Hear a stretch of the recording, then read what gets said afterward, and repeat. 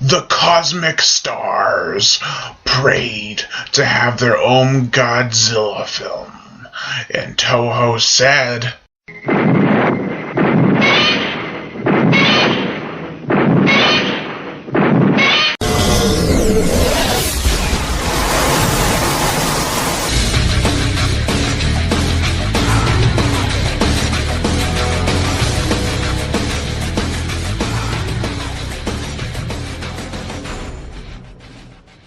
Invasion of the Astro Monster, aka Godzilla vs. Monster Zero. Going into Invasion of the Astro Monster, I thought I was just going to give it a 3.5 out of 5 like usual, because I saw Cinemassacre's Godzilla-thon's take on this, and I was like, it looks decent. It doesn't look like it's going to be the best Godzilla film, but boy, it was pretty cool.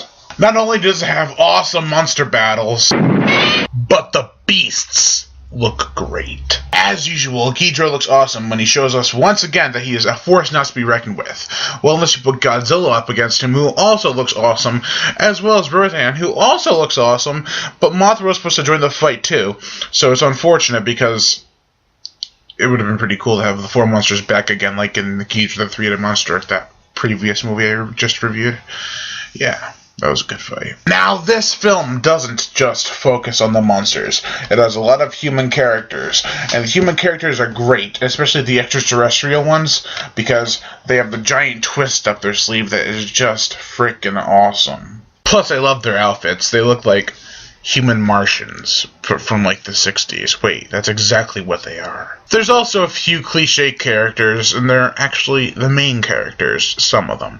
And, it's the story of, like, the sister that falls in love with the guy and the brother doesn't approve of him, and it's all like, you don't deserve her, you don't make enough money, you can't bring home any groceries. And the sister's all like, well, we have mutual trust in our relationship. And the other guy's like, well, that's really important. And the other guy's like, shut the hell up. Dude, you're cramping my style. Although it was back in the 60s, I think it would be called groovy style. Or just my funky, fresh attitude. Anyways, why am I even talking about that trust issue they have? Well, it's because the boyfriend is all like, I have this invention that they just bought for $100,000, and no one knows why, but then they find out the Martians are trying to keep it away from the humans because then they could use it to their advantage over the Martians because they have a twist up their sleeve. I don't have a sleeve. That's okay. And throughout the whole movie, the boyfriend's like, this invention I have is totally awesome. When all it really does is this. Well, I'd actually prefer to be woken up by that at 3 o'clock in the morning rather than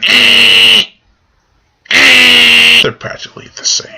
So I dug the Martians' plan, I dug the characters, I dug the fights, I dug everything about this movie except for some of the really cheap dated special effects. The trust issue between the brother and his sister's boyfriend is kind of annoying. And it's practically resolved right at the end, like, oh, what can I do about it? Really nothing, so I'm just gonna forget all about it. And so, yeah, I actually have to recommend it even more than any of the other sequels so far.